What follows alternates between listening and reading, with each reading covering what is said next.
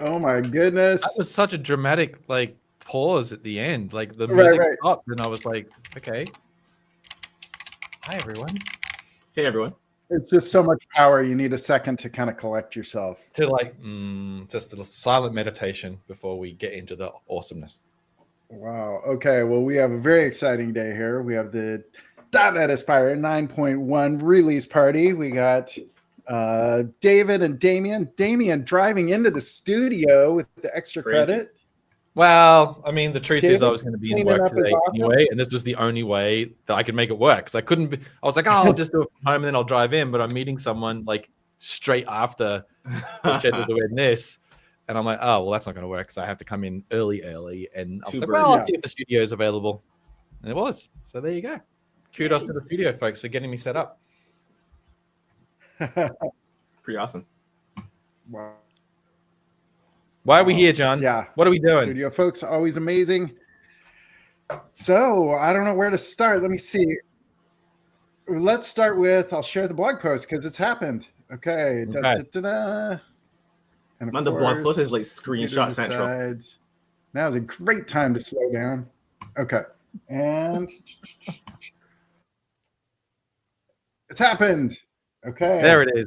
Here, I will put us over on the right side. Yeah. So cool. So I will I semi-helped on this blog post and I will I will admit that it is semi-sourced from this amazing doc. David Pine and the docs team all working on this. So there's kind of deeper information there. Yeah, I don't know. I mean, dashboard. I've been watching over time, like on social media, James Newton King, like sharing all the stuff. Oh my goodness. What is somebody what? Now it's a party. Hey, friends. Jeff. Hello. The blog post just went live.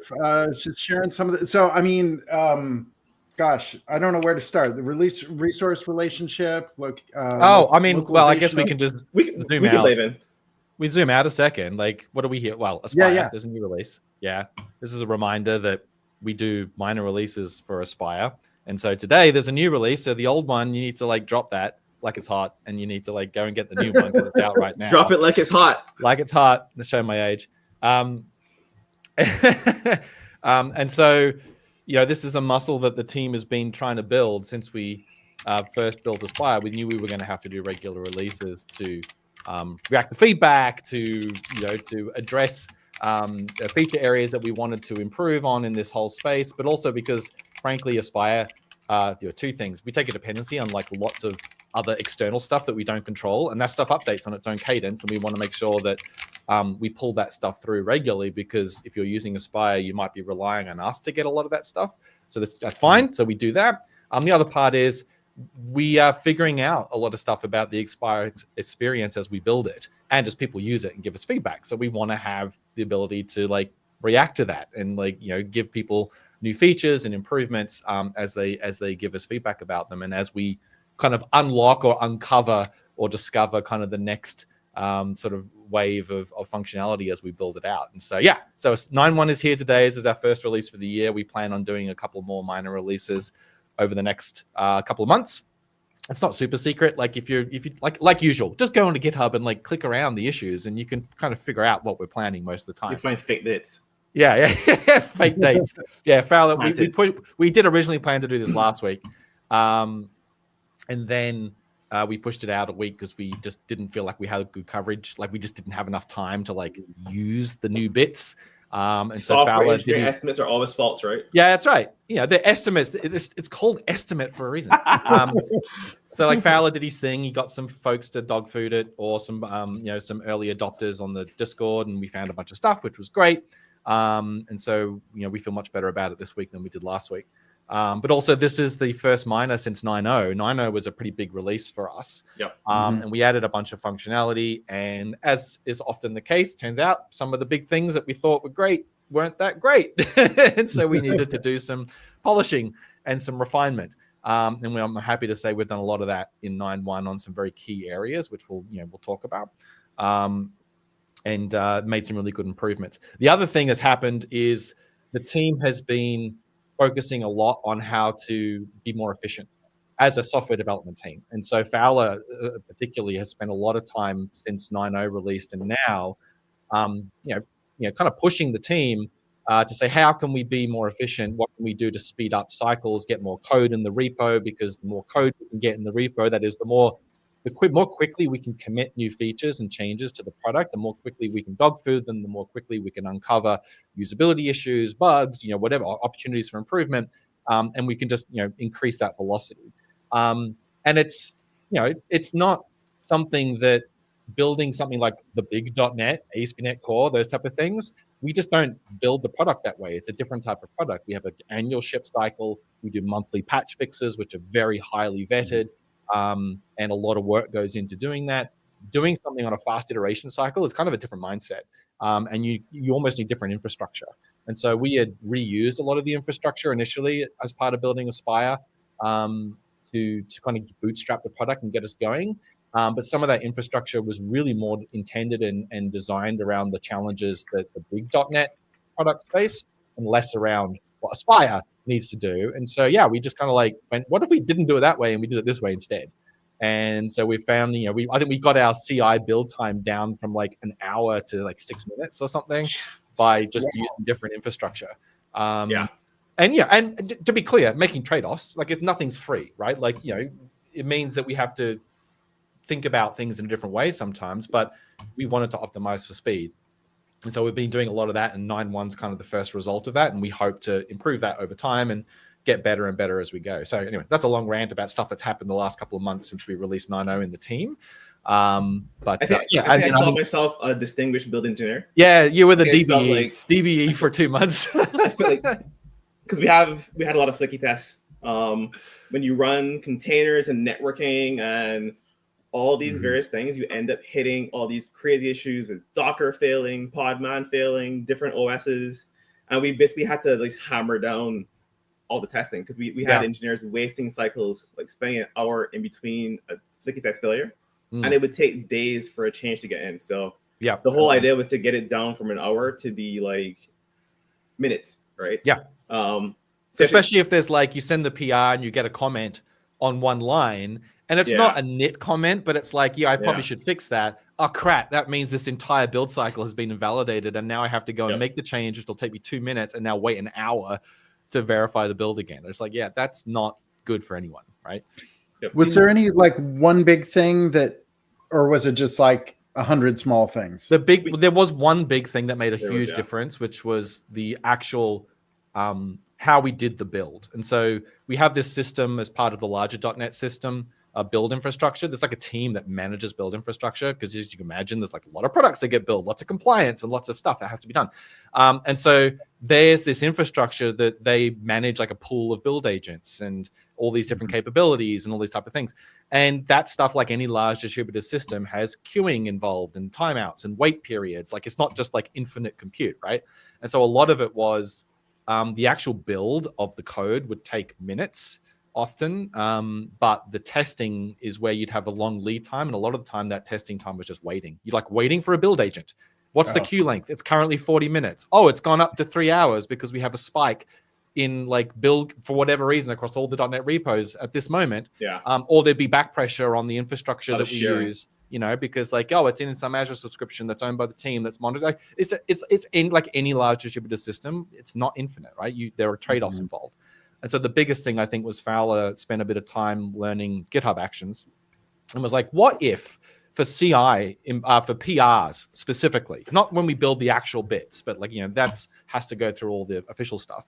But for just like verifying that this PR is like good to merge, can we just like use the more run-of-the-mill stuff, I guess is the best way to put it. GitHub Actions, right? GitHub Actions, lots of parallelization. And like he literally went through and some of it actually resulted in slight like the matrix build kind of stuff. But like also like creating a matrix. So rather than like running all the tests sequentially, and I'm exaggerating a lot. Right. It's like, can we parallelize and group things more logically so we can run groups of tests in parallel on different agents, different machines, on different machines, right?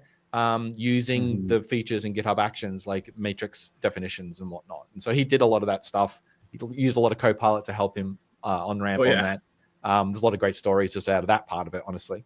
And yeah, as a result, we got to this place where you could send a PR and like 100, looks like 100 things would jump off, like immediately, like all these checks would suddenly show up on the PR, like 100 different things are running, and then 6 minutes later, everything's like done. It's like, wait, what? Yeah. Like it could actually be that quick? It's like, yeah. So good fun. Now we can see, right? We can see a little bit of those scripts because the Aspire repo is public. If we That wanted to stuff is learn all in the CI is in the GitHub Yeah. Actions definitions that are in the repo. Yep. The other big change we made was to fix flaky tests. We had to actually add features to the product. Yeah. To be able to debug tests for ourselves. So we actually there's first class support for testing Aspire applications in Aspire. And initially we had kind of built our own version of that. Well, for we our own weren't testing. using it because we built those features after we started building the product. Right. And we So hadn't we gone wrote back and done tests. the debt, right? So it's Taken funny, on the debt. first version of Aspire had like minimal testing, and it was mostly manual. Then the next minor version, we kind of said, okay, we need a ton more automation. So we added a bunch of testing. We didn't have first class support for doing the testing that we needed to do for ourselves, for everyone else to do. So we kind of hacked stuff together. And then this release, we finally like handled all the technical debt to say like, let's just replace all the stuff that we built handcraftedly in the first release with the stuff that everyone's going to use. And as part of doing that, we had to kind of build features in to make it easier to see logs, to be able to debug tests. Like it was a good effort because it helped us fix product issues for customers for our own testing. It was like another 0 to 1 effort, honestly, because like the reality is getting a Hello World test to run and pass is one thing, but getting a test infrastructure set up such that, like you said, you've got logs that cover every scenario that you might need to when a random test fails. Like that's a lot of lift. And it turns out it was crazy. It's different depending on every system you're building. And even what test framework you're using. And so because Aspire is distributed by nature and we've got containers involved and we're like automating CLIs that we don't own and like all this type of, and different operating systems and all the rest of it, there are so many different ways it can fail. I mean, it was legitimately like thinking back to how much work we did. It's actually crazy that we got this thing working really well. So like we had a couple, and I guess I can segue into kind of the first set of features for 9. There were a lot of issues in 8 and some in 9 around being able to stop and restart, and leaking Docker networks was a big one. Not cleaning up ports. So people would hit F5 in Writer or VS Code. And between F5s, it might have ports running from the previous run. Yeah. And we had a lot of those bugs. And I think our CI would hit those same issues, but it would be kind of invisible because it would be a flaky test and it would go away.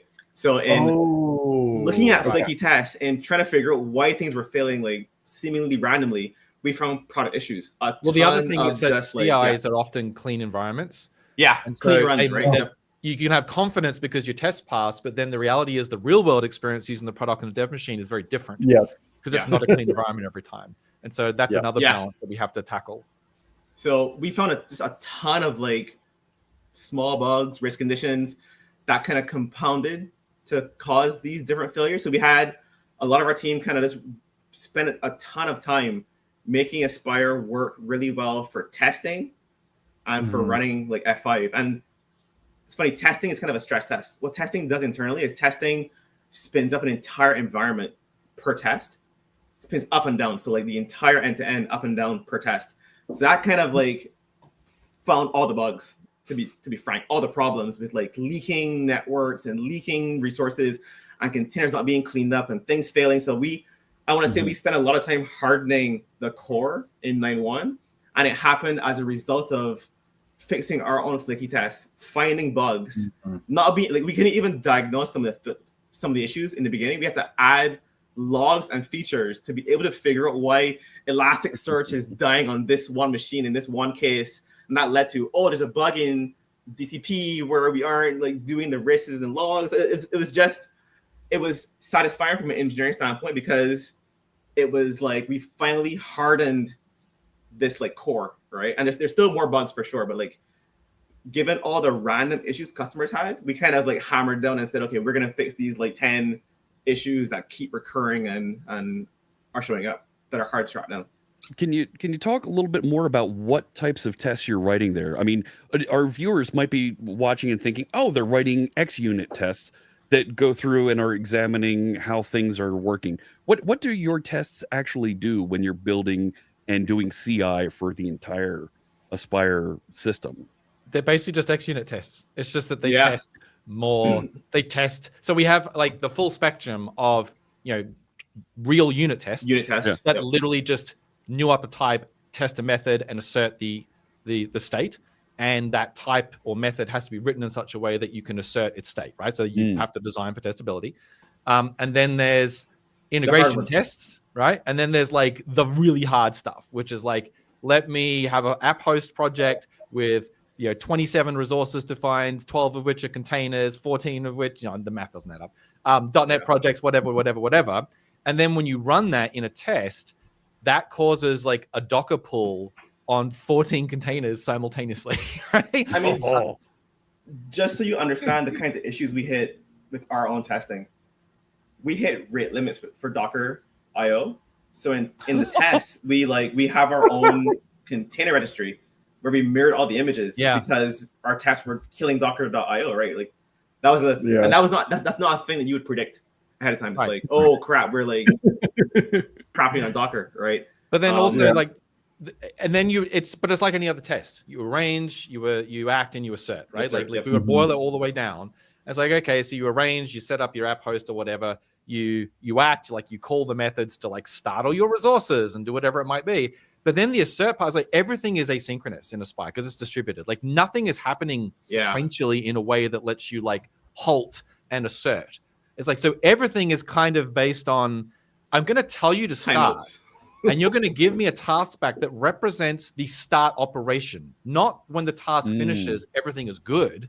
It's like, you just have to wait. And then it's like, okay, so now I've told it to start. I know it's received the command to start, but then I have to figure out how do I assert the state of all the resources so that I can then move forward logically in the test to then assert the next thing. Like, for example, really basic. How do I make sure that my front end is running successfully in such a way that all the back-end stuff that it depends on is also running successfully so that I can then create an HTTP client to like hit a front end and assert that some HTML is spat out, right? Like really basic stuff. Anyone who's ever done playwright type testing or functional testing will be familiar with this.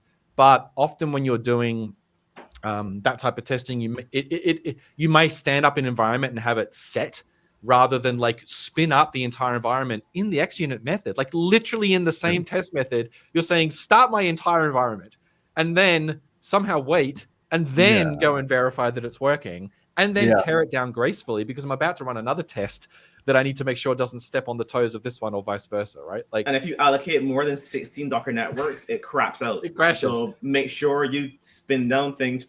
Some of these things we found because Damian actually found this in when he in the samples, right? Samples, right? So he runs all the samples concurrently and then asserts that there's no errors in the logs.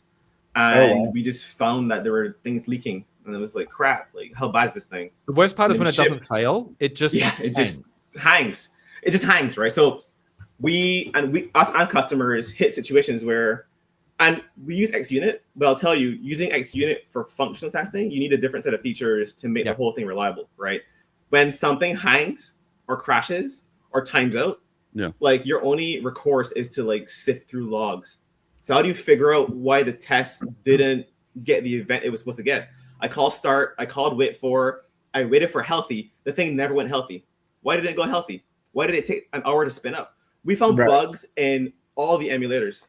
So we were talking to all the Azure teams. We're running Cosmos and Event Hubs and Service Bus, which is a brand new feature, by the way, in 9.1.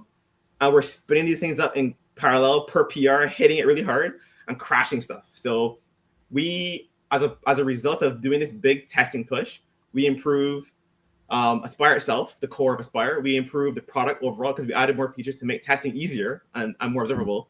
By the product, improving .NET. Aspire itself. Aspire itself. So like customers using Aspire to test their own apps got improved because we had to add features to test our own apps. And then we improved emulators and other features in general because we're stress testing those things in our environment. So I think you get this trifecta of like benefits because we're trying to use this thing in real life in production. So if you were trying to use the Cosmos emulator to run your own testing, we're doing it every PR. So we're finding all the issues, hopefully, that you're finding as well, and giving feedback. We also have some like large internal customers. Like during .NET Conf, we had like the Xbox and Copilot team. Yep. Like, so do we also get like a lot of the time I'll hear dog fooding at Microsoft with our large partners internally helps us like find stuff too, right? Oh yeah. So we had a really big meeting with the Copilot team. I want to say a month ago, and Ruben is probably in the chat somewhere. Me and him spoke to one of their architects, and they ran into issues testing as well. They kind of split their single app into multiple apps, and it got hard. And so we ended up sitting down with that team and figuring out what do we have to add to Aspire over the next couple of versions to make their end-to-end be much better. And we got through a big chunk in 9.1. We aren't done yet, but those pieces of feedback, internally helps, I think, both external and it helps us get real feedback from big customers. So it's kind of a benefit. So yeah. You mentioned you found a bunch of bugs in other emulators and things out there. I understand that there was a Docker update that happened along the way here that helped. You know what's crazy about the relying on external tools for like bug fixes and features? So we narrowed down a ton of these bugs in our own code base and Docker versions, and things got fixed and over time got better. And then we had this last machine that kept failing. We couldn't figure out why. Like it was the last stand. It was like, oh my God, this bug was supposed to be fixed. And this is literally the week before we shipped. It's last week, right? We're like, oh my God, it's not fixed yet.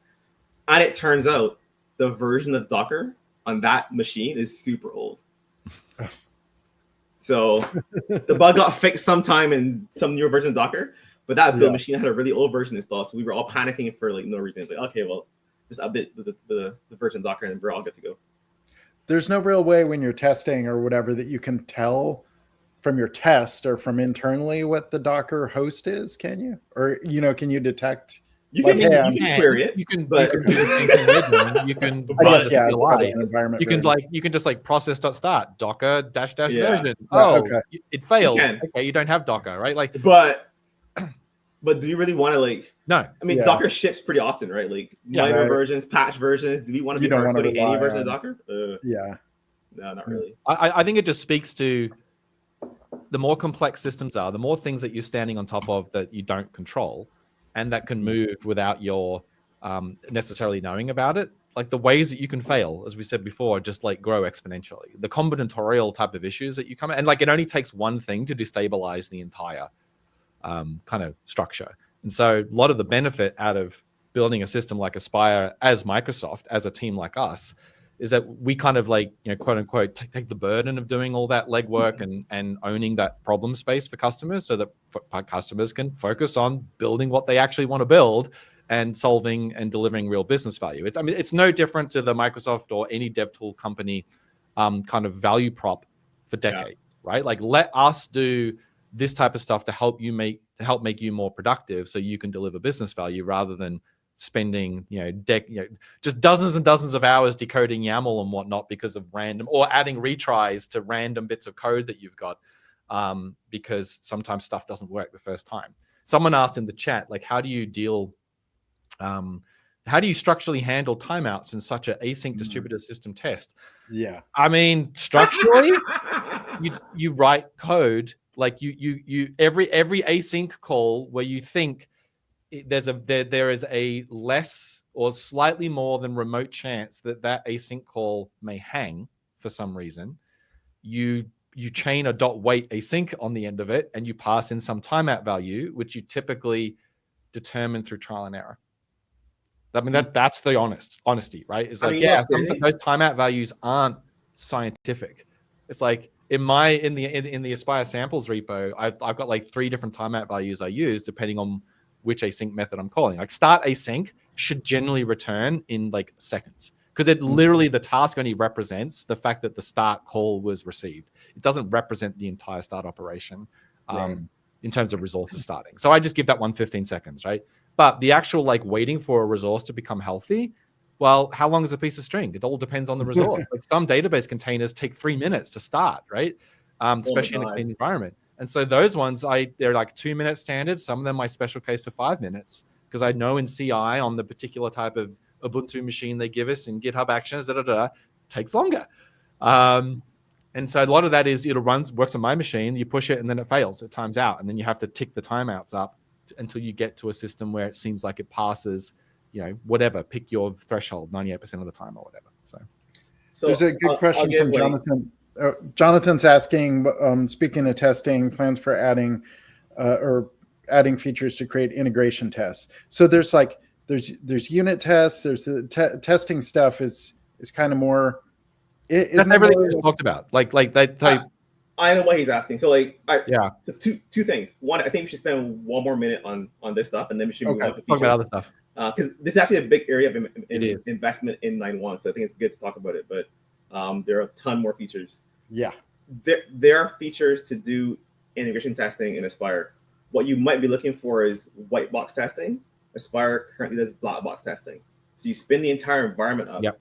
And then you can hit it from the outside with HP client or your Q client or whatever else to kind of pull it from the outside in, right? And you have to kind of observe the state from the outside. What people seem to want, what a ton of people even internally want, is they want to be able to choose which resource is black box and which one is white box. So maybe I spin up the environment, but then I want to poke at that specific service and change like the dependency injection container and make that work. I'll just say that is super hard, and I've not seen anything that does this. This is not like normal, just so everyone knows. We plan to support it. We're going to build it because enough people have asked for it that we think we should build this thing. But it's very difficult to get that right because we're spinning up a process. The thing is like running somewhere else, right? You can think of this situation as, I guess the closest parallel I could think of for a thing that does this today is if you have your app running in a kube cluster somewhere else. We built this tech called Brisk Kubernetes a long time ago. And you can kind of poke a single service out of the cluster and make it map to your machine. So requests into your cluster come to your machine instead of going to the cluster, right? That's what people are asking for, but locally. So I spin the entire thing up, and then I say like that app over there, it's not in the cloud, it's not in your cluster. It's actually like in my process. So it's like reverse ngrok. Yes, absolutely. Yeah.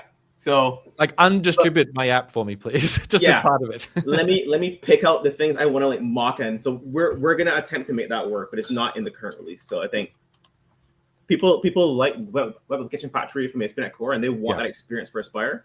And we need to figure out what it means. So I think that's the next whip of things to go work on. Yeah, I mean, and to be clear, to a certain extent, I think it's very specifically a .NET problem in the case of in the sense of Aspire, because for a container, from within your tests, you have access to all the same configuration primitives to configure that container that you do in the app host itself. So you can like find the resource once you've created it in your unit test. You can change its config. You can call resource builder methods on it. Like you can modify it. But for .NET projects that are resources in your app host, to Fowler's point, people are used to being able to like tweak their DI container to mock out interfaces, like completely substitute actual code. And just to really land the point, that thing is not running in your unit test like it is in an ASP.NET Core Web Application Factory based test. Like it's literally another process. Like Aspire is going to call .NET Run on that project, right? And it's going to run in its own process with its own port with a proxy in front of it. So like you can't just inject code. Like it's just not how things work, right? Like, so it's a very difficult, it's a very easy and natural thing to ask for. I think it's reasonable to go, why can't I just do this? But it's actually really complicated to figure out how to do that in a way that doesn't suddenly change the fidelity equation. Like when you go into this mode, like it's just like so fundamentally different, like you can't hit a browser, for example, anymore. What if I want to point a different resource in my graph at that thing? Well, then it needs to have a port. Web Application Factory doesn't do that. It's all in proc and it's designed to run in memory. Like it doesn't have real networking. And so there's a lot of new stuff we have to solve to make that work. There's some questions. There's also, David, you mentioned, I mean, there's tons of other features. Let's go to the what's new and just scroll through. Yeah. And Fowler, you should call out stuff that you're particularly Let's do what's new. hyped about. All right.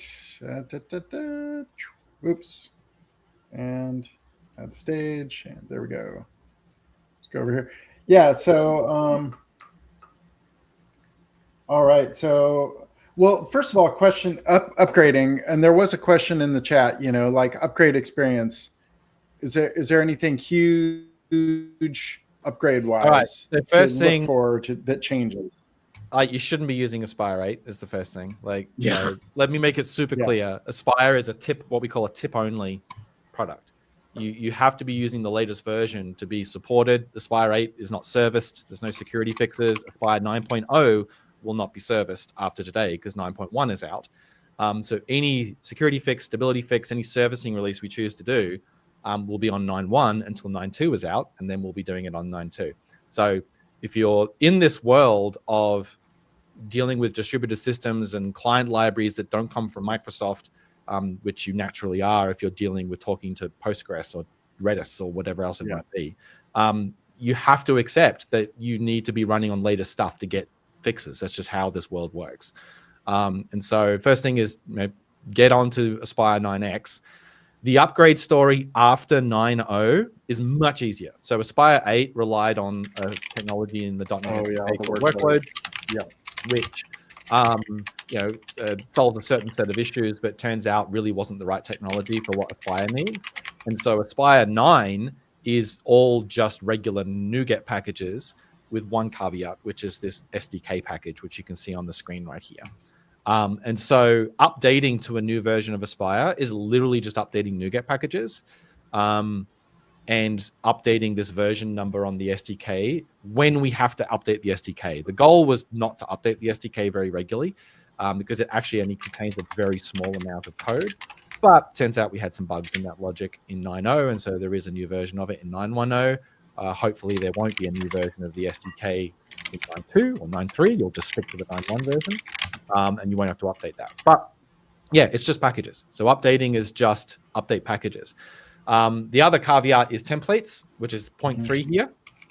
Before you get there, is the templates, they're not in the .NET SDK. They're not in Visual Studio, at least not the latest versions. And so you have to use the .NET CLI to update your templates. For those who haven't done that before, it's super easy. So you should not at all be threatened or scared of that. It's literally just, hey, if you've already installed them, you just type .NET new update, and that will update any template packages that you've installed to the latest versions. And if you have not previously installed them, you type .NET new install, and then the package name, which is aspire.project templates. It's very straightforward. Once you do that, they show up in Visual Studio. So Visual Studio and C# DevKit, they both will show you templates that you've installed via the .NET CLI in their file creation experiences. So yeah, that's it. So speaking of templates, one of the things here is there's new templates for dev containers and code spaces, right? Let's not call them templates because that kind of confuses things. There is support in Aspire. We did product work in Aspire to support GitHub code spaces and dev containers. One of my favorite features. So I know that I've been working with an Aspire AI sample, and it is designed to run in code spaces. And there's tons of code in there to map ports and stuff.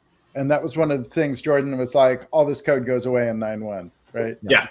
So the difficulty in making the code spaces work well in Aspire specifically is that if you ever use a GitHub code space, what it does is you launch the application in the code space, and it'll create a dev tunnel to proxy your local host web server traffic to a public endpoint that you can hit as off, right? That's how it works end to end.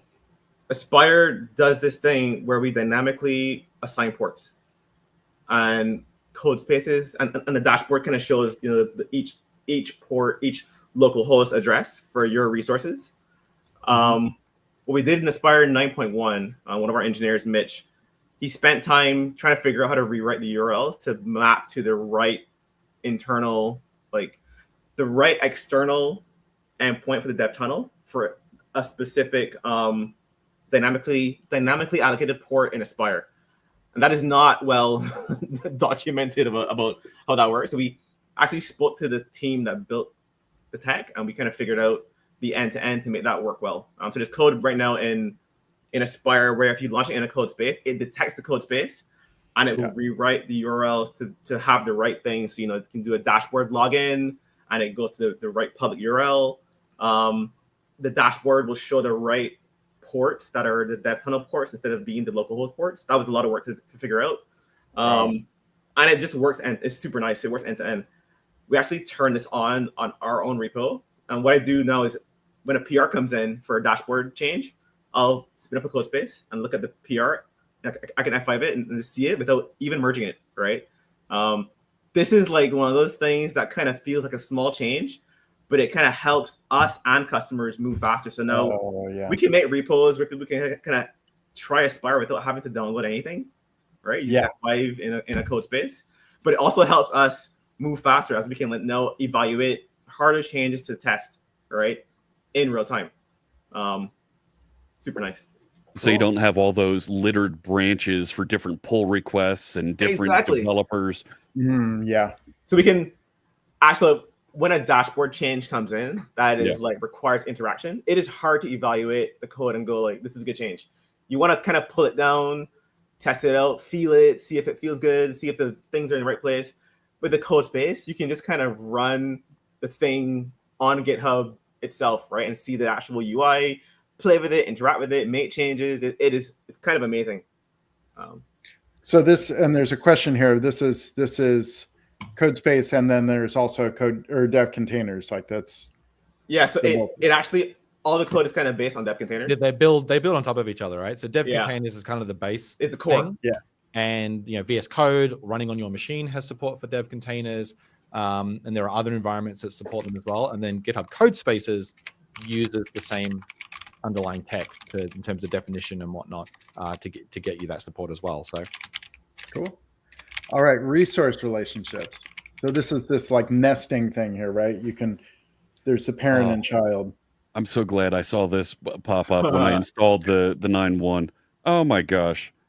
Just seeing the Azure storage, seeing blobs and queues and tables nested like that instead of littered wherever they appear. Oh my gosh, I was so happy to see that.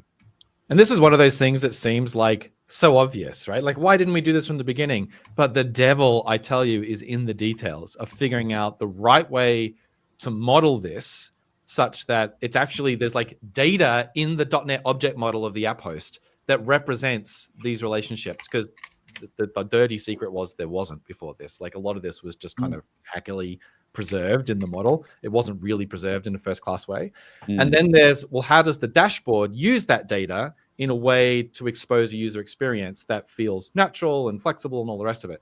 And so, James was kind of the champion of this, and ended up, basically what we have ended up with is that a bunch of natural native things do this by default. And so what we've got here is an example, I believe, where if you've got a database server resource, which has database instance resources, they will naturally have this relationship. But then there's also effectively an abstraction that you can apply to any resources to say, hey, this resource has a parent-child relationship with this other resource, so that you are free to build this tree yourself. And then any integration, any hosting integration, or whether they be for custom resources or integrating container resources or whatnot, they are free to use that abstraction to get this modeling happening as well. And so this hopefully will, I'm interested to see how people use this. Now, there are limits, of course. Like what happens if there are cycles and you say one thing says I'm a parent of that, but it also says I'm a child of that as well. Right. Like how that works. Like, it detects that and throws. You can have one parent, Yeah, it says, no, you can't do that. And there are other ways to approach that, right? But like this is a whole area of like computer science, right? Like how do you represent trees and what's the valid type things? Is it a graph? Is it a tree? So anyway, it'll be interesting to see how this falls out and how people use it. But the natural thing's working.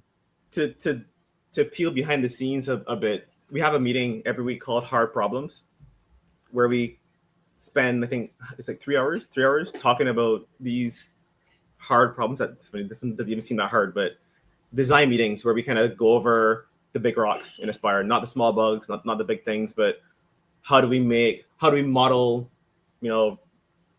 permissions in Azure? How do we like do those bigger, longer lead work items? So the team kind of has those meetings, and this one was pretty funny because it seemed pretty easy at first. It's like James just came in and kind of said, I want to add this feature, and it spiraled for like an hour and a half into just like, you can understand, right? Bike shedding on, should it be this? Should it be that? I will sneak peek and say like this feature came because we have a different feature coming in 9.2 where you can visualize the entire graph in the dashboard. So you should see that coming in the next version. And then we have all the information about dependencies and what kind of things, what does this reference to that mean? We can have a better visual than a table of the entire end-to-end. So that should be a nice, fun feature. Cool. All right. Well, the next few features, there's things like quality of life things, it seems like to me here. There's localization overrides. There's clearing logs and telemetry. This is something like obviously that stuff can build up over time, right? So being able to clear those out is nice. And then filtering too. This actually seems like super useful just because as it gets super noisy to be able to kind of drill right down. And then more resource details. So yeah, references, back references, volumes, etc. So. Yep. And that's, again, it's just exposing basically more data that's in the model that, you write code in C# in your app host, and that gets transferred into data in the object model or the app model, as we call it. And then we build out features on the dashboard with regards to visualization that expose that model in different and useful ways. And this is just the latest kind of iteration of that. The dashboard folks, the folks on our team who work on the dashboard have done a great job over between 9.0 and 9.1 of just kind of really chipping away at small, joyous things. It's like, hey, we made this little tweak. We did this. We moved it from here to here. And if you haven't been following James's posts on X and Blue Sky, he's been doing like this rundown of like every day to the 9.1 release. He posts a new dashboard feature or / improvement. Mm-hmm. And then we postponed the release by a week. And so then he had to go and like find other things. But he's had like 29 or 30 days in a row where he's got little GIFs, animated GIFs he's posted of like just small improvements in the dashboard experience, which has been fantastic.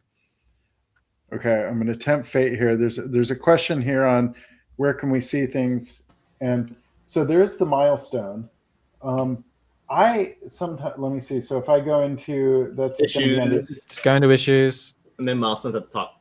Yep. Milestones. So I will tell you, like we don't do big planning. Like we don't have like we're not super process driven. We don't have a Scrum or Kanban board where we go in like every week or day or some milestone we go and do this and that. Like it's much more dynamic, I guess. And so we often go into a new milestone having a very, very high level idea of some of the bigger themes we want to hit. And then also just like a whole bunch of things that we think are cheap. And so we should do them because they're cheap, right? Like they fill in the gaps between the bigger things. And that, again, is something that we're trying to build the muscle on as a team, is being more comfortable doing that type of stuff. Like we're not a big team. And so we want to make sure that we don't, have all the people spending all their time doing big things where, they go away for 4 weeks and nothing gets added to main because the things are complicated. Like, no, we need to break that up and do little things too that only take you a day, and then you can get them in and you see that, those improvements. And so you'll see a combination of stuff. There'll be a lot of noise in here with regards to like issues that cover flaky tests. Like most of the screen there is like flaky test issues. But that represents a lot of time, right? That represents time that people have to spend on the team to go and as Fowler pointed out before, every one of those flaky tests is a reduction in velocity for the team. And so like we have to balance, do we spend time making this test more reliable so that we can move more quickly because we have more confidence that we can make changes and not break stuff? Or is it better at this point in time to make the trade-off of just disable that test and have an issue and move on to the next thing? And we make that call daily, right? Yeah, cool. Let me see. Force support for custom local domains. I personally haven't hit this. It seems like something if you hit it, it would be very useful. Yeah, so that we have like this is one of those long-term hard problems, which is some folks are kind of more advanced with their local app setup and they use custom domains. So they don't just use localhost for everything. Oh, right. Okay. And it turns out when you don't use localhost for everything, but you're running locally, a whole bunch of stuff becomes a lot more complicated because the web. Whether it be because browsers do, like things like cores and cross-site requests. Cross domain, then, yeah. Right, exactly. Whether it's things like TLS. So now you've got like the ASP.NET Dev Cert does not work for anything but localhost.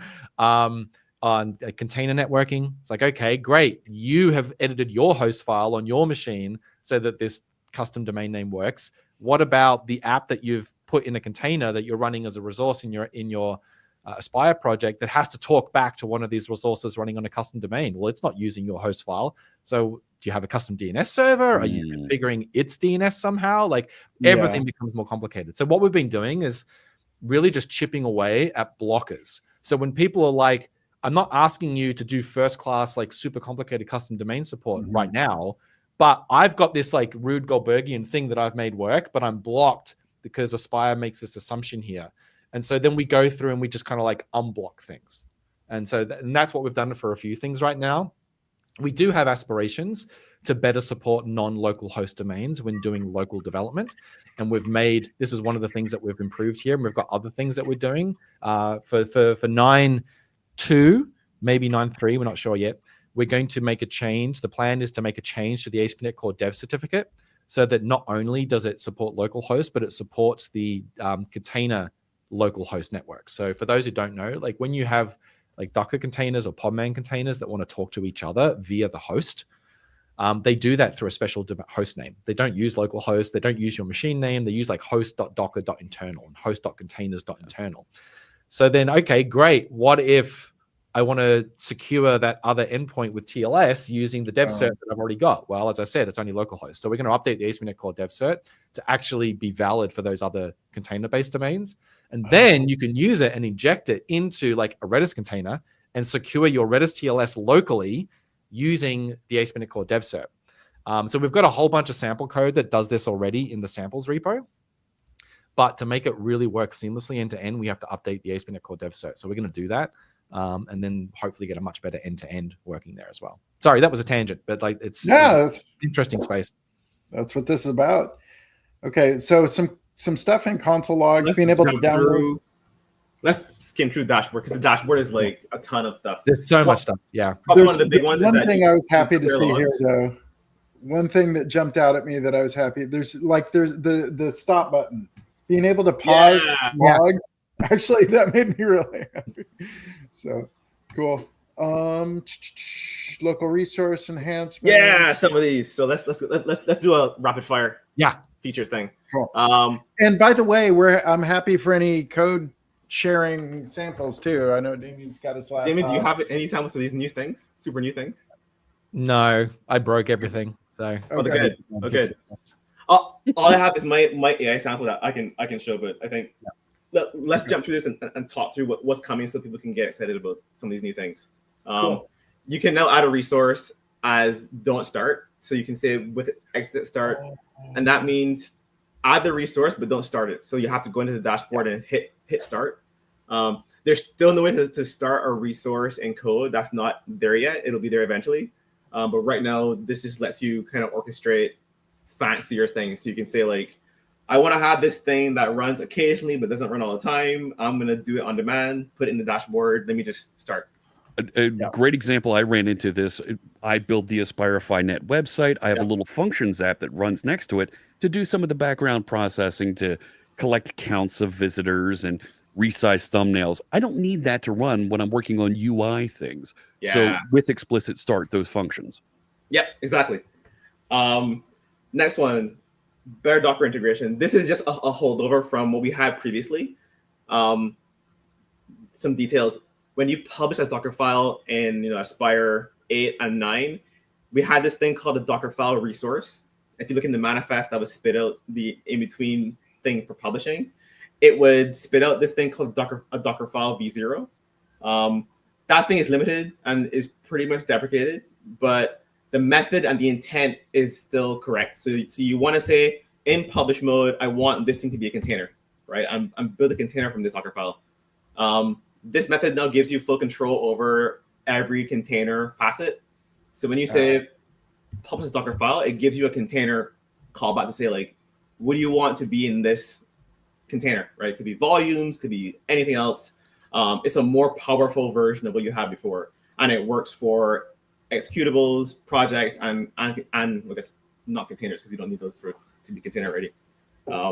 This is just kind of rounding off what we did in 9, making it work for all the different kinds of resources. Cool. Compute resources.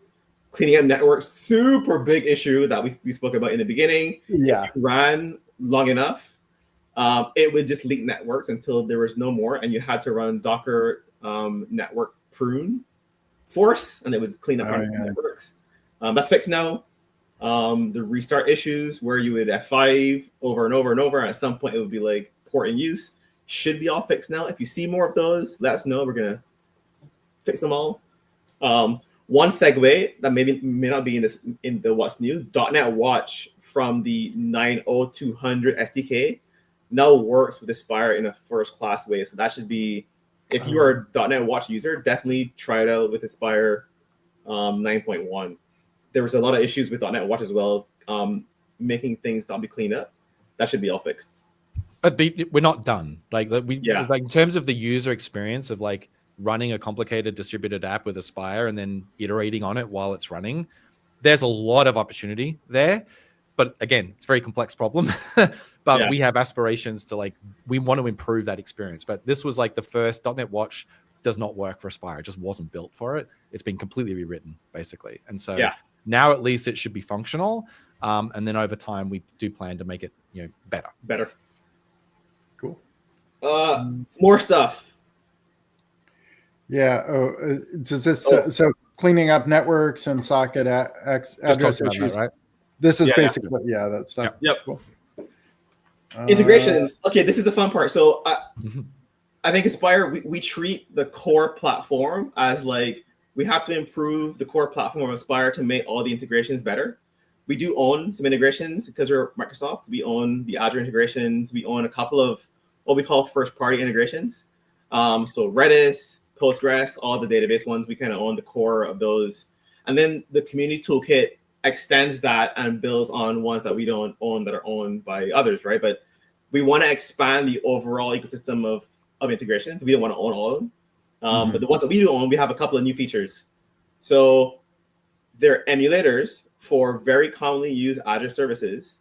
We didn't build them ourselves. We worked with the Azure teams. They build the emulators. We nudge and hint and ask questions about adding more emulators for Azure resources. And this time we got kind of a smorgasbord of a bunch of new ones. Service Bus, that was the most asked for emulator, I think, on the planet. So that's been around since, I think, last November at Ignite. And now we have support for it in Aspire in a first class way. So you can say add Service Bus, runs emulator, all good. Cosmos DB, historically, if you've used the Cosmos DB emulator, it is pretty unreliable. I'm being generous, but the new emulator that they're shipping in preview is really, really, really good. I have a sample I can show where I use it in an application. And then there's also an Azure Signaler emulator for the serverless mode that was added as well. So you can see we're building a pattern out for how to use these things.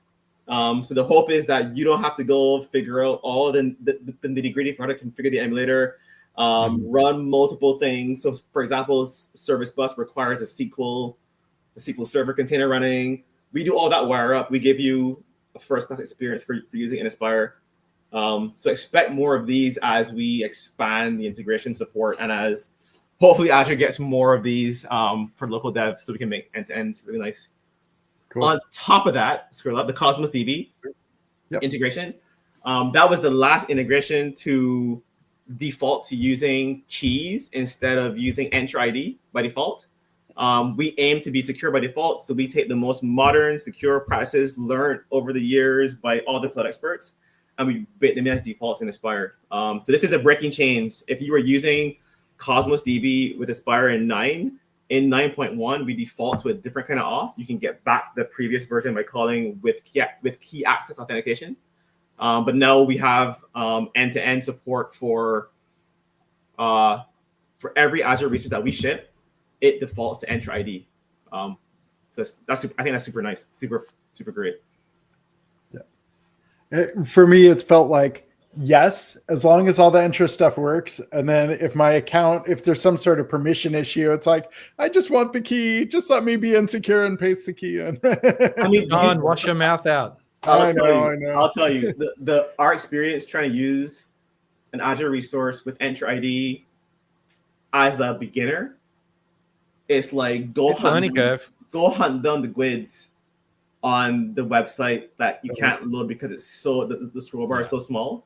Yeah. This I think this really shows where Aspire shines, where we just default to like read write for a resource, and we're gonna have support in the future, and hopefully in the next version, where you can say, I want to reference this resource and I want to have these permissions, and it will be a first class like typed experience. So you won't have to go like digging into GUIDs, right? Yeah. That's one of the updates that I'm waiting to put into Aspirify. The changeover to Entra accounts. I'm like, oh, yeah, I got to do this, but yeah. Man, internally, for people watching that aren't aware, inside of Microsoft, if there's any feature that's coming out slower than you think it should be, it's because we're like so many of our internal systems and things we have to update. Everything's got to be like SFI, like so many things we used even just to automate like scheduling these community stand-ups and stuff. It all broke. Like all the reports, all the stuff. Yeah, like security became #1 priority. And so all this stuff was like those systems all got registered in a central database basically, and then your manager and your manager's manager gets nag emails when you haven't converted. Yeah. And basically keys are banned. Like you just can't use keys, right? Like keys aren't allowed at all because keys leak. You just can't avoid it. It's human nature. And so rotation, like it's really hard to be taken care of even if you don't leak them. And so Entra and RBAC is like the way to do things properly, but the system is designed it's just a complex space, right? Like and any cloud provider that has a similar type of thing, it's complex. But as Fowler pointed out, we think there's real opportunity to simplify like this stuff with Aspire. And that's a great opportunity for developers that are building something new. They don't have to think about the security. They don't have to think about the keys. It's going to do the right thing by default. Yeah. Mm-hmm. And again, to be clear, nothing is free in our industry. Like there are always trade-offs. And so choosing defaults is something that we pain over a lot as platform builders and as framework builders. And some of the most passionate arguments that Fowler and I have personally had with each other are often about defaults. And whether it's in templates or in the framework or whatever it might be, right? And those things change over time as the values of the product and the company change over time, and the landscape in the industry changes. The trade-off dimensions, the weights of those adjust, right? Like, and sometimes there'll be one group that's ahead of the curve, and they'll make a different trade-off, and everyone thinks they made the wrong one, and then 6 months goes by, and everyone's like, you know what? They made the right call, and now we have to go back and fix our defaults, or like try and help people move to this new world where defaults are different and the trade-off is different. And so I think if you want to sum up our industry in one thing, that's it. It's always about trade-offs, and the trade-off dimensions change over time. And so that's why everything feels chaotic all the time. So cool. One thing that's a little bit hidden, scroll up a little bit. Yep.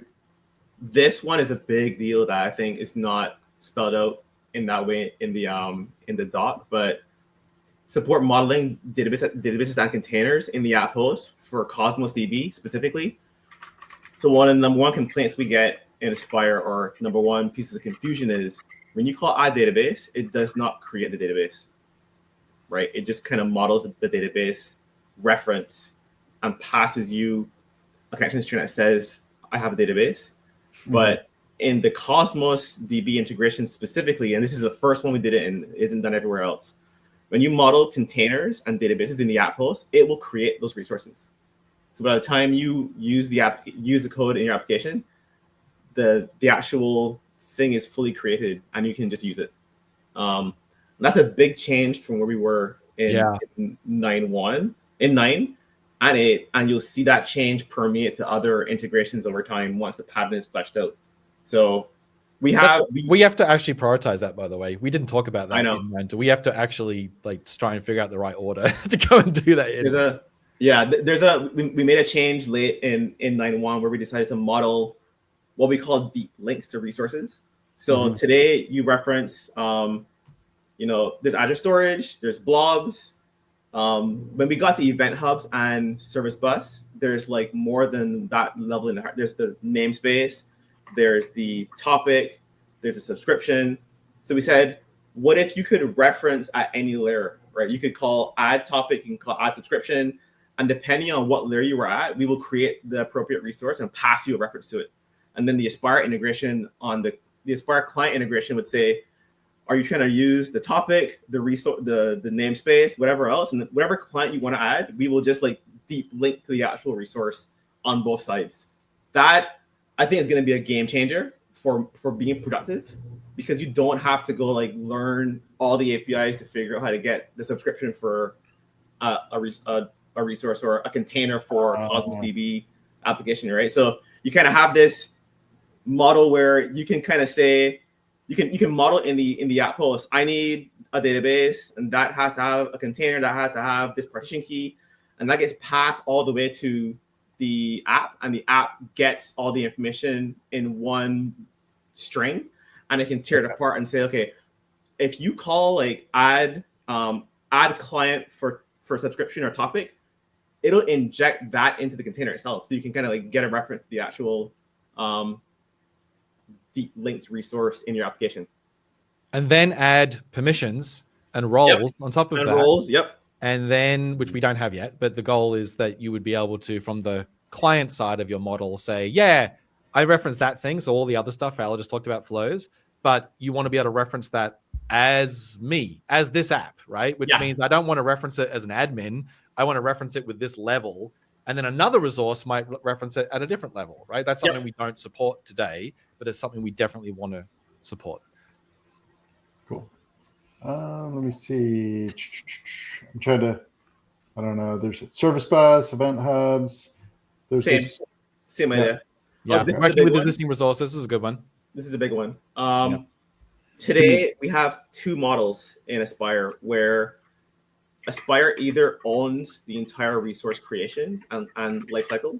So when you say add storage, right, and you run the application, it wants to create a storage instance. If you say run as emulator, it wants to spin up the emulator in a container. It owns the lifecycle, right? Think of it that way. Whenever you call add blah, Aspire is the one that owns the lifecycle. The way of saying Aspire doesn't own the lifecycle, but I want you to model the resource that I have somewhere running somewhere else, is you call add connection string, and that says just give me a slot where I can put in a string. Aspire has no idea what it is, but it's just this untyped blob, right? We needed a model that was kind of somewhere in between, where you can say I have a resource somewhere in Azure, just point to it, give me the name and give me the resource group. And then Aspire will kind of like make a request to get the information. It will create the permissions so you can actually access the resource with your current user, and it will continue as normal. So you can think of this as the in-between between somebody has a resource over there. It's not configured to work for me yet. I don't have permissions to talk to it. Aspire will say, give me the reference to the resource. Aspire can figure out how to get the actual information from it, and it will configure the role assignments so that I can access the actual resource. It kind of does this in-between thing where it's not completely hands-off, but it also isn't owning the creation and lifecycle of that resource. So this is a super nice in-between of just saying fully unmanaged, fully created. I can just point to a resource by name and get the information from it and pull it down. Cool. Let me see. Container apps. This is an interesting one. This is the crazy one that probably Jeff is going to use and if he doesn't use it already, ask for dotnet. It's coming. Custom domains are a unique challenge for kind of what we did in Aspire, because to properly configure custom domains today, and just so everyone knows, like the reason people want this is because when you deploy, if you're using Aspire for deployment and you use AZD up, it'll deploy a random host name, right? Like a random non-conflicting host name in Azure that you can share with your friends. And you want to add your own domain, right? To do that in a sane way, you kind of have to get information from the Azure portal, put it in your DNS entry, validate the actual host name, and then you're good to go. What I think people don't realize and what we don't document very well yet is when you run AZD up, it is generating a ton of bicep, right? Yes. To deploy your application behind the scenes. It's invisible, but it does that. The effect of that is it will erase whatever changes you made in the portal. Yes. The source of truth is in your code. If your change is not modeled in code, it will get erased. We should make that more clear. I think in the docs, it's not super clear right now. People end up being frustrated because there's no easy way to say, I want to add a custom domain, which requires some manual steps, right? You have to go ahead and do the portal and like get the information. So this method, what it does is you're supposed to do that first step where you do the manual portal generation. And then you take the information, put it in here as a parameter, right? And then AZD will know to preserve that when you deploy next time. So it's kind of this weird deploy first, do a manual thing, put it back into your code, and then you're good to go from there on. We couldn't find a way to automate the entire end-to-end with a single push.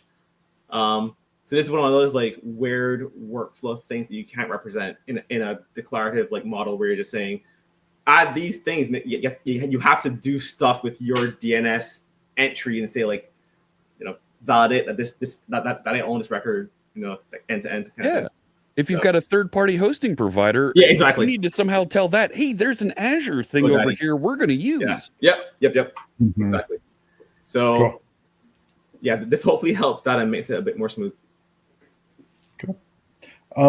One here that I was excited to see, I saw Seth Juarez in the chat. I'm sure he's happy about this. This Microsoft Extensions AI. It's very cool. We have a lot more coming. What does that mean that it now supports it? When you use the OpenAI integration with Aspire, we expose if you've used Microsoft Extensions AI, which we call MEAI internally, Mia, we call it Mia. I'm not sure it's called Mia. You want to be able to add the chat client. There's an interface called iChat client. And when you return from that, you get this builder, and the builder can like add stuff to the pipeline, right? Function calling, open telemetry, et cetera. We didn't have a way to kind of get the Mia builder from that call. So now you can call add chat client, and it gives you a return value that lets you kind of append more of these builder like things. So before you would have to kind of do it manually, now it's kind of first class. This is by the way, this is like very minimal. We plan to do a lot more with AI in the upcoming 9.2, 9.x, whatever versions. You're going to see a lot more. We have a plan for how to kind of integrate the existing tech in both Azure for provisioning and for local models via Olama. There's a grand plan that we're working on to make if you want to use models as a first-class resource in your Aspire app, we're thinking through what that looks like. Cool. Let me see. Testing. Yeah. Trip to that. Yeah. What else do we have in there? Cool. And then deployment, container apps. You talked some about that, the AZD stuff. Yeah, this I think this is like just more what we spoke about before. Before you couldn't customize the container app deployment for an NPM app or a Python app. Now you can. Now you can do for any compute-based resource, executable container or project. You can kind of customize the ACA environment, properties, ingress, all that stuff. If you need to get down to the lower levels. Cool. Let me see. Okay, does some breaking changes. I mean, well, there are a lot more, I want to say, smaller features that were kind of fixed and solved that we kind of did in 9.1. It's a lot more reliable. I recommend people upgrade to it immediately if you haven't done so already. Yeah, it's better all around. There's a lot more stuff coming in upcoming releases. We can try to ask some questions, I guess, if we want to answer. Cool. Let me just tack on to what David was saying about how smooth it is all around. I did the upgrade for Aspirify on Thursday, Friday last week. I had one or two things I had to fix in my Functions app that I didn't know weren't working correctly that I was able to discover, and it literally deployed, no problems, no questions asked. Great stuff. Really happy to see how easy that was to deploy. Cool. Yeah, I don't know. We can go to questions. One thing I did, you guys mentioned in the back channel here, that so here's there's a shorter like discord.gg link, but this is in the chat. I'll get this in the description too. And this is also in the it's in the what's new doc. There's a thing here at the very top. It has a link to Discord, I believe. And there's also Austin Regain Fowler. Browsers. Yep. So it's here. And then it's also in the blog post. We've got it in the down here at the Get Involved. We'll see some Inception here. This is us, and there's a link to Discord. So those are some places you can find it too. We do try and get that out there. I'll go to here and let me know if there's any specific things. Let me see. There's a question about Dr. File. Oh, there you go. I answered that one in the chat, but yes, we are planning, as in planning is a strong word. We want to own and have a stable version of the Keycloak integration for Aspire. It's just not prioritized yet. Like it needs a champion. It needs me to prioritize and to go and do it. So we have a preview one, and we have there's a branch in the samples repo with a more fleshed out example of using Keycloak in a hosting scenario and TLS between all things and having multiple apps that auth with it. Like we've got all that kind of research done. But doing a full end-to-end Keycloak just requires attention. There's a community member who's been pushing on it a bit and has a PR open, which is great, looking at exploring different ideas for how to model stuff, because there's like a very basic level, like, hey, let's have one that just wraps the Keycloak container. But then there's the more end-to-end, no, we want like the ability to call methods to add realms and define clients and have all that config flow into the Keycloak instance automatically. So you write C# rather than having to export a Keycloak config from a machine that you either use the Keycloak management API to configure, or you went through the GUI and like set up all the stuff for your app and then exported it, and then you import that as a realm. So we have to decide like how far we want to go and in terms of iteration. So okay. There's a question Fowler wanted highlighted. I'm trying to find it here. It's about okay. Well, you see it? The Cosmos DB. It's near the bottom, I think. Okay. Let me see again here. There's a billion questions, which is good. It's on YouTube, and it's chest. just just before a question from Seth. Okay. This is important, I think, to express if people haven't seen it before. So I think it'll be good to talk through. Oh man. Don't see it? I don't see it yet. Okay. We could just call it out. Okay, yeah. Just read it, I guess. I'll find it while you're saying. Is there a way to set the Cosmos DB deployed as serverless using Aspire? So we spent a lot of time. I didn't talk about this release in between releases.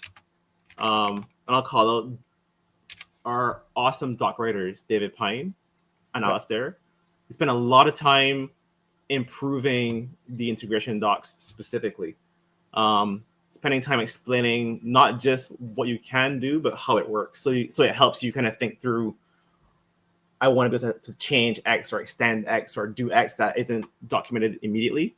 And for that specific one, there's a first class doc. So if you look at the Azure integrations doc, I'll put it in the chat as well, and we can link it. The Azure integrations doc describes how every Azure integration is built and works. And the fact that there's a default bicep module template that we kind of generate, and it's in C#. So you can kind of override whatever we have as our default. You can say, do you default to this SKU? How do I change the SKU? Well, call configure infrastructure, and then like change it to your heart's content, and then that will be the bicep that gets spit out in your end-to-end. I think the main thing to know is if you make changes outside of the actual bicep that we create, it will get overwritten. If there's any takeaway from this discussion, is that like, don't go changing in the portal, because that will break when you deploy next time. And we give you full control over modifying the Azure resource definition for whatever you want to do in your settings. Cool. Let me see. Is there a built-in way in Aspire 9.1 for persistent containers to be accessible when the application isn't running? I basically had to do a hack to turn off is proxied for all the endpoints. Yeah, this is a fun one. So we spent a bit of time. So we added this feature, persistent containers, in 9.0.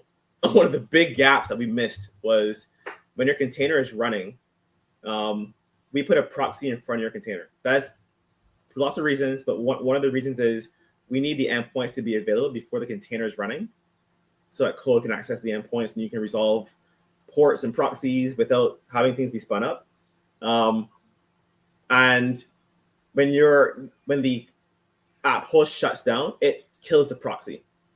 So it means references in the dashboard to your container, the container itself kind of is there sitting without any network endpoints. We have a workaround for this, which is to turn the proxy off. We actually added a method in 9.1 called with proxy endpoint support, and you can pass in faults. That turns off all the proxying for that container. We want to make it default for proxy containers, but it was too big of a breaking change. Yeah. And there are implications that we couldn't address in 9.1. The problem is well understood, though. I think there's I want to say like 5 changes that we intended to do in 9.1 to mitigate the change, and we couldn't get it to a place where we were happy. So I think in 9.2, 9.3, hopefully you'll see an improvement there where it just works by default without having to like do any magic. But that does require us to reshuffle a ton of code and how things work. Essentially, we took a dependency on some behavior, and now that causes issues for this specific.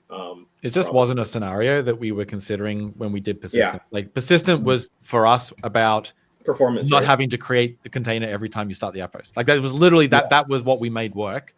And then people were like, no, I want it to be persistent so I can hit it after my app's not running. We were like, oh, well, that's a whole different scenario, like that to Fowler's point. And so we just have to do the work to enable that. Cool. All right, here's a real easy one. I'm joking. Can we use Aspire with mobile apps? Not right now, but I mean, hang on, Maddie. You kind of, I don't know. It's not a binary answer. Like you can use it with Informs apps as an example, but it doesn't work well. And if you mean like with a Maui project and call add project, there's just so much about those experiences that don't naturally or that just don't work. They're both kind of meta launchers, right? Aspire launches a bunch of apps.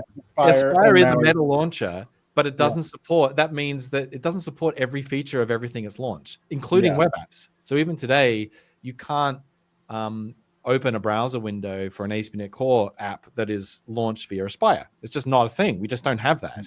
And even if we did, and you can't change the browser to open the dashboard in. It just always opens in the default browser. Whereas for ASP.NET Core projects, when you launch them directly in Visual Studio, you can pick what browser you want to use. So then there's like a whole raft of features like that. Maui and other mobile app technologies have their own set of things, right? And so, Maddie has been working with folks from the Maui team. This has been explored for a while now, on and off. And so they think they have a set of concrete things that they can do to better integrate Maui projects into Aspire. But it's complicated. Like mobile apps by definition are distributed, even when you're running locally. Yeah. Even when you're running with an emulator, you're not running on the host. So it's like running inside a container, which we don't support for .NET apps today with Aspire. Like it's people want it. It's a complicated set of issues to try and to work through. And so it's being worked on, but there's no timeline for it yet. Yeah, and I think to add to that, the core versus integration split is something that we think about that maybe customers don't see yet. But adding features to core Aspire is for supporting more integration. So someone can go build an integration, a launcher for Maui apps, for anything else. We just need to figure out what do you need from the core platform to enable that, and then who owns the integration, right? Going forward, is it part of the core Aspire team, or is it a NuGet package that comes through somewhere else? So I think we are still working through. We want to enable the scenario. Like, I want to use a mobile app, but we don't want to say Aspire now supports arbitrary mobile apps, blah, blah, blah, blah. It's more like you can launch everything, and the Maui team built a feature, which is the Aspire integration for Maui, that does this first-class thing for Maui apps, right? Where that team owns the integration because it's close to Maui, right? And the reason you want that is because as Maui evolves, they can evolve the integration for Aspire. So I think you'll see a pattern in the future where things are more distributed, and the Aspire team doesn't own every integration. We just built enough core features to support all these integrations from to be built in the first place, right? Yep. So that is definitely the direction we want to go in. Okay. Question here. I think Damian answered this in chat, but a question or plans about adding more gateway features to Aspire, like rate limiting. Yeah. So to be clear, there are no gateway features in Aspire today. Like, we might be firing up proxies in front of resources during local dev, but that is strictly a local dev feature, and it's strictly there to enable local dev experience, nothing else. But we have talked about what it would mean to, if I rephrase this, to model ingress in your app host. And so you could say, hey, add an ingress server as a concept, as a modeled abstraction. And then I want you to satisfy that using YARP or Caddy or Nginx or whatever it might be. And then when you deploy, I want you to land on this service. Like in Azure, there are numerous, ACA has its own ingress feature, but you can also hook up things like Azure Front Door. And AWS has their own things. And so this idea of having ingress as something that's modeled, and then having some type of abstract features that, like rate limiting or auth or TLS or whatever it might be, that are attached to the ingress, is a very interesting one.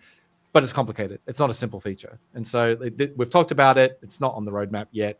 I think it is something that we want to do. It enables lots of other things. So we talked about testing a lot before. Doing in-process ingress that's satisfied by the app host, maybe using something like YARP, that's .NET, would enable us to enable lots of interesting scenarios in testing, for example, that are currently kind of hard today. But to do the full end-to-end, that's a hard problem. Like, it's something we want to do, but it needs a lot of focus and a lot of depth. So, cool. I think you could think of, I keep saying the platform versus integration split, but we have to choose, right? Yeah. Do we spend releases making integrations great, or do we spend releases working on core features? And there's a mixture of those two things. So when you ask about Key Cloak or a very specific thing like YARP or SQL Server, the team is not currently spending time making each integration the best it could be. Right. We are kind of doing this. If we make change to the platform, it kind of floats all boats, like raises the tide for all boats kind of features. Yet still, for things that are very painful or very commonly asked, we may go off and spend some time making that integration better, right? But I think this is a part where the community can chip in. And if you are passionate about Kafka, about SQL Server, about Redis, definitely do get involved and help us make the integration better. Like, send PRs. We had a couple of contributors that I want to send shirts to because they actually helped us make the integrations like 10x better, right? And we have to kind of improve the platform as well, but they helped make each integration really good. We have a guy who basically built the Kafka integration himself.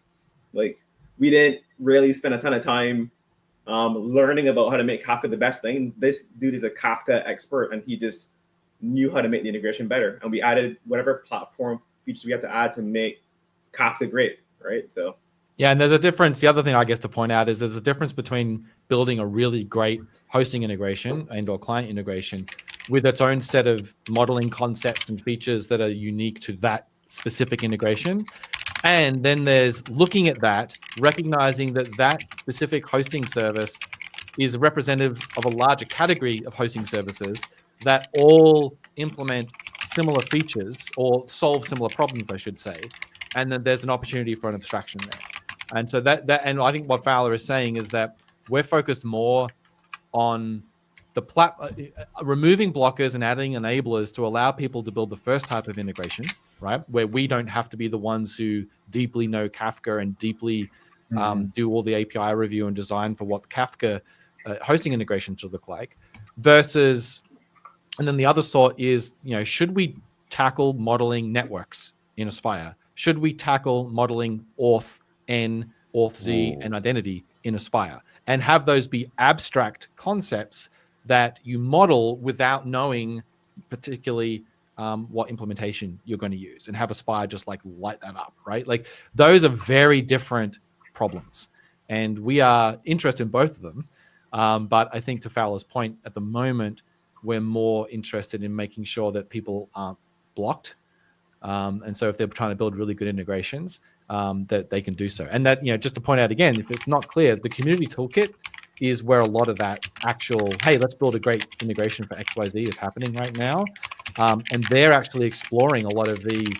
What does it mean to build a more expansive high-level API for configuring something like OpenAI or whatever it might be, right? It might be, and then we look at that, we go, oh, we like that works well. Maybe that's a little too specific. That doesn't really translate well to other integrations in that category, but it works well for that one. And we use that as inspiration to figure out, what, there seems like there's a real opportunity here to drastically reduce boilerplate, drastically reduce errors, build a new kind of unified model for this problem space, and let's go and tackle that. Right now, I can't really think of the next one other than the ones that we've kind of mentioned as candidates, like networking and auth and identity. There are a couple. The other one is the one that you were working on, like certs, making certs work. Sure. Right? But even that, to be fair, at the moment, the plan right now, the next click stop is not to do that generically. It's to tactically make changes in certain spaces to unlock kind of the next level of like, let's make it possible to more easily inject TLS config into hosting integrations using the dev cert. It's kind of that, rather than let's add a cert server and the ability to model random certificates. Maybe it's both. Generically. I'm not ruling it out eventually. I'm saying the next click stop is the first thing. Having a generic, like now you can do all your cert modeling is in Aspire is a whole other thing. So we'll get there. All right. Well, it has been a very long day for Jeff. It's been a long stream here. So exciting. I'll just, I guess, go back to, we got the post we shared. We've got the What's New doc. So the What's New doc for deep drill down stuff, the the blog post has kind of a higher level sort of listing of things. Both of them have links over to like the Discord, the GitHub, documentation, all that stuff. The Aspire Community Stand-Up is every month. Jeff is going to be taking those over, so he's going to be hosting the next one. Hooray! And one other thing, just to if you want something else to do, this just went live while we were talking at the very end. So there's a blog post rolling out very soon, probably in a half hour, and .NET 10 Preview 1. And I think, hooray. Awesome. Okay. I'll play us out. Thanks, everybody. Thanks for all of it. Yep. Congrats on the release. And here we go with thanks for watching.